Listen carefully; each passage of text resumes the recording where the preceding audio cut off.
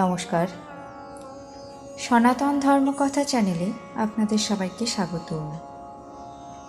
আজ পিতৃপক্ষ ও মাতৃপক্ষ আসলে কি সেই বিষয়ে আলোচনা করব। বছরে 12 মাসে 24টি পক্ষ রয়েছে। তার মধ্যে 2টি পক্ষ বিশেষ তাৎপর্যপূর্ণ। প্রথমটি হল পিতৃপক্ষ ও দ্বিতীয়টি হল দেবীপক্ষ বা মাতৃপক্ষ। আশ্বিনের কৃষ্ণপক্ষের তিথিকে বলা হয় মহালয়া। এই কৃষ্ণপক্ষকে বলা হয় অপরপক্ষ কিংবা পিতৃপক্ষ। পিতৃপক্ষে স্বর্গত পিতৃপুরুষের উদ্দেশ্যে পার্বণ, শ্রাদ্ধ ও তর্পণ করা হয়। যমালয় থেকে মর্তলোকে এই সময় পিতৃপুরুষেরা আসেন। তাদেরকে তৃপ্ত করার জন্য তিল, জল দান করা হয় এবং তাদের যাত্রাপথকে আলোকিত করার জন্য উল্কা দানও করা হয়। মহাভারতে বলা হয়েছে যে মহাবীর কর্ণের আত্মা স্বর্গে গেলে সেখানে তাকে খেতে দেওয়া হলো শুধুই সোনা আর ধনরত্ন।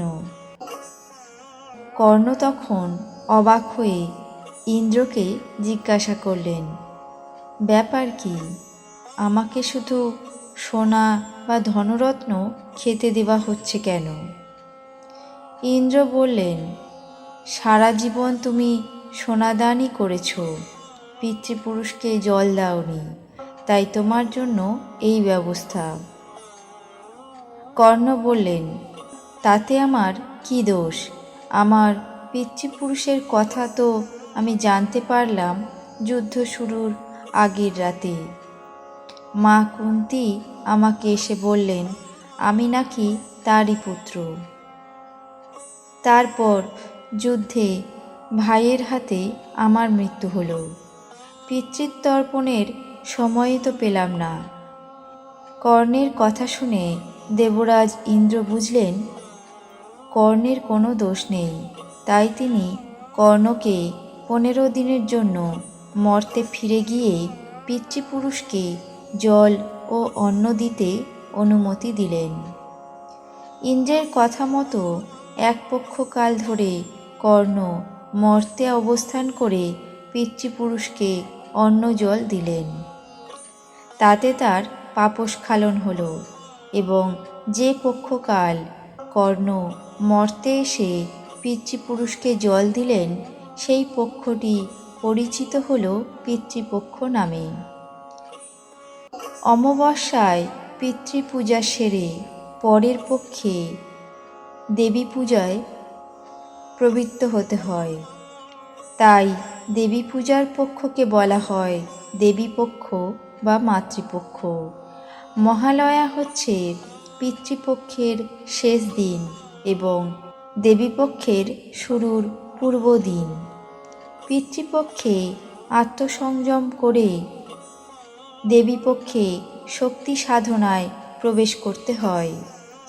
দেবী শক্তির আদিশক্তি, তিনি সর্বভূতে বিরাজিত, তিনি মঙ্গলদায়িনী, করুণাময়ী। সাধক সাধনা করে দেবীর বর লাভের জন্য।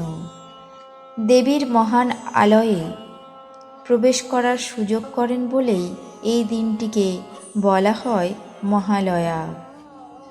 মহালয়ার পর প্রতিপদ তিথি থেকে দেবী বন্দনা শুরু হয়। কোনো কোনো অঞ্চলে দেবীর আরাধনা প্রতিপদ থেকে শুরু হয়, কোনো কোনো অঞ্চলে ষষ্ঠী থেকে দেবী বন্দনা শুরু হয়। দুই মতেই দেবী পূজার রীতি প্রচলিত আছে। এই ছিল পিতৃপক্ষ এবং মাতৃপক্ষ কি সেই বিষয়ে আলোচনা। আপনাদের কেমন লাগছে তা অবশ্যই কমেন্ট বক্সে জানাবেন। চ্যানেলটিকে সাবস্ক্রাইব করবেন লাইক করবেন, শেয়ার করবেন। ধন্যবাদ।